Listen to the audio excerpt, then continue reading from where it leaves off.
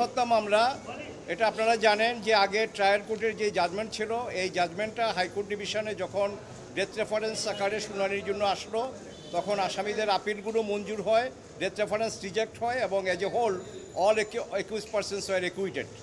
তার এগেনস্টে স্টেট বা রাষ্ট্রপক্ষ আবার রিপ ফাইল করে এবং এটা রিপ গ্রান্ট হয়েছিল। আজকে আমাদের বাংলাদেশ সুপ্রিম কোর্টের আপিল বিভাগের পূর্ণাঙ্গ বেঞ্চে presided and headed by honourable chief justice এটা আজকে শুনানি শুরু হয়। তো শুনানির শুরুতে আমি কোর্টের নোটিশে একটা জিনিস আনলাম, সেটা হলো যে এই মামলায় দুইজন আসামি যারা পলাতক আছে, একজন হলো আপনার মাওলানা তাজউদ্দিন, আরেকজন হলো মোহাম্মদ হানিফ। তো ওনাদের ডেথ সেন্টেন্স ছিল।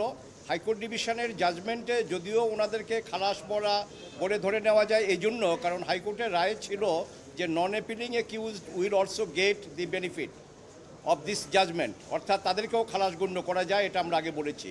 কিন্তু যেহেতু তার এগেনস্টে আবার লিভ হয়েছে এবং আপিল আকারে এখন শুনানি শুরু হয়েছে, কাজেই আমরা এলআর ম্যানুয়ালের চ্যাপ্টার 12 অনুযায়ী তারা রাষ্ট্রপক্ষ থেকে বা কোর্ট থেকে তারা অ্যাডভোকেট বা আইনজীবী পাওয়ার যোগ্য, যেহেতু তারা অ্যাবসকন্ডিং, যেহেতু তারা ফিউজিটিভ বা তারা মানে কোর্টে নাই।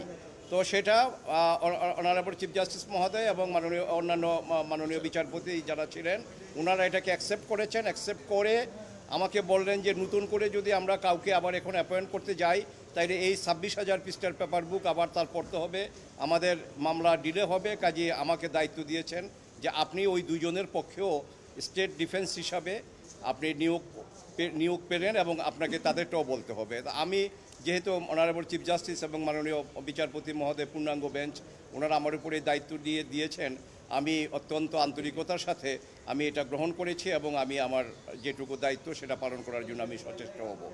আর মামলার বিষয়ে এটা রাষ্ট্রপক্ষ পেপার বুক থেকে পড়া শুরু করেছে এবং এখানে সাক্ষীগুলো ওনারা পড়েছেন এবং পেপার বুকে হাইকোর্ট ডিভিশনের যে জাজমেন্ট, এই জাজমেন্টটা সবিস্তারে আজকে উপস্থাপিত হয়েছে।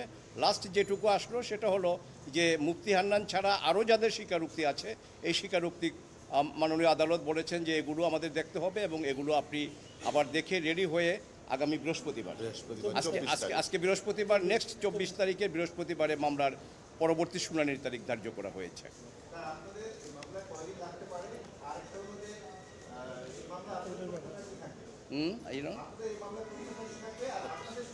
আমাদের প্রত্যাশা ন্যায় বিচারের স্বার্থে হাইকোর্ট ডিভিশন যেই রায়টা দিয়েছে খালাসের, including the non appealing accused mister Tarique Rahman, কারণ সাক্ষ্য প্রমাণে কনফেশনে কোথাও তার নাম ওইভাবে আসে না যে তাকে সাজা দেওয়া যায়। কাজেই যে রায় হাইকোর্ট ডিভিশন দিয়েছে এই রায়টা যাতে বহাল থাকে, অর্থাৎ রাষ্ট্র যে আপিল নিয়ে আসছে এই আপিলটা যাতে নামঞ্জুর হয়, ডিসমিস হয়, এটাই থাকবে আমাদের প্রত্যাশা।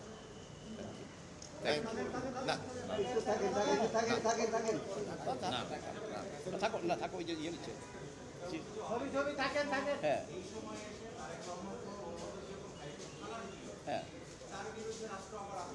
হ্যাঁ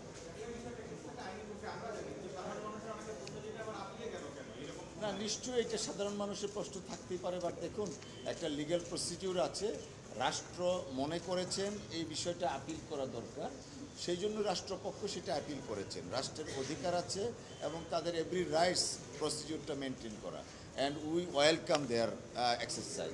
এবং এই জন্য আমরা ভয়ে ভীত না, এক্স্যাক্টলি, কারণ আমাদের টোটাল মামলায় এভিডেন্স যা আছে তাতে করে এই মামলা শাস্তি থাকে না এবং হাইকোর্ট ডিভিশনের যে জাজমেন্ট ওই জাজমেন্ট আপিল হওয়ার মতো যথেষ্ট কারণ আছে।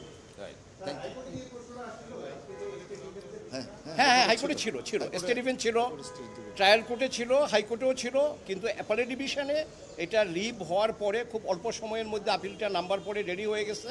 এই জিনিসটা হয়তো একটু ওভারসাইট হয়েছিল।